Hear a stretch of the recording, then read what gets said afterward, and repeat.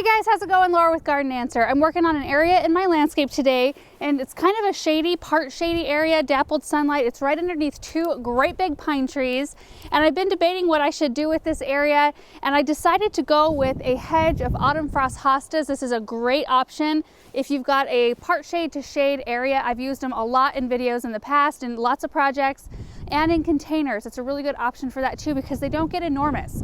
They grow about a foot tall and maybe 20 to 24 inches wide, so they make a really nice plant to like tuck into a landscape, into a garden bed somewhere, or into a container, or do this with. I think it's going to be really, really pretty. So let me explain this area a little bit. To my left right here, we are going to be putting in a pathway. This was planted area that we just found ourselves walking through so much that we decided, you know what, we should just make a walkway right there. It would make it a lot easier. So that's the eventual plan for right here. That's why I stopped the hedge right there, because that's about where the walkway is going to start.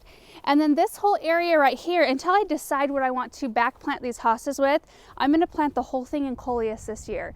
So we will do another video when I do that. I think it's going to be absolutely gorgeous.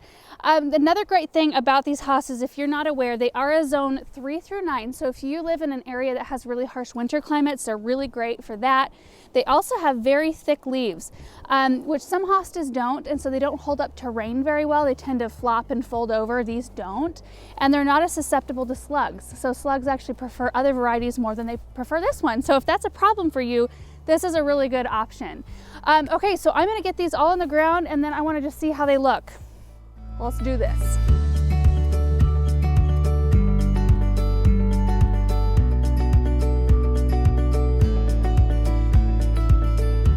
All right, doesn't this area look great? I really like how it turned out, and it actually was a lot easier digging than I thought. I thought I was gonna be running into a ton of different roots from these trees, but all the holes were like super simple to dig.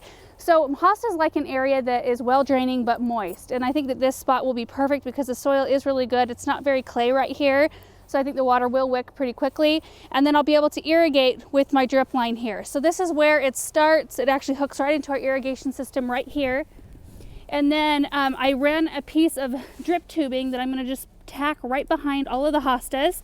I just use landscape staples like this. These are the things you use to tack down like landscape fabric. It works great for this drip tubing. So I'm just gonna make sure the drip tube just runs right along the backside of all of these hostas. And then when I get ready to plant my coleus in here, I'll just be able to tap right into the end of this, attach more drip tube, and I'll just swirl it around in this area. But I'm not gonna do that until I have my coleus because I don't want to waste any water. So the last couple of things I wanted to mention about this variety of hosta is that they do bloom about midsummer to late summer, early fall, and they're lavender colored, but we don't grow hostas so much for their blooms as we do for their foliage. In fact, most of the time I will go in and remove the hosta blooms because I don't want anything to distract from the foliage. This one is particularly striking to me because of the bright yellow margins, and they're really thick. They clearly pop in the landscape, and I do like the blue in this under too. I think it's just a really pleasing blend.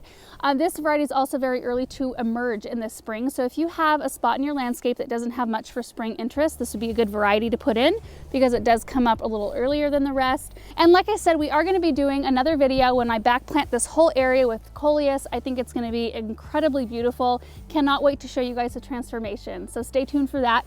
Thank you guys so much for watching this video, and we will see you in the next one. Bye.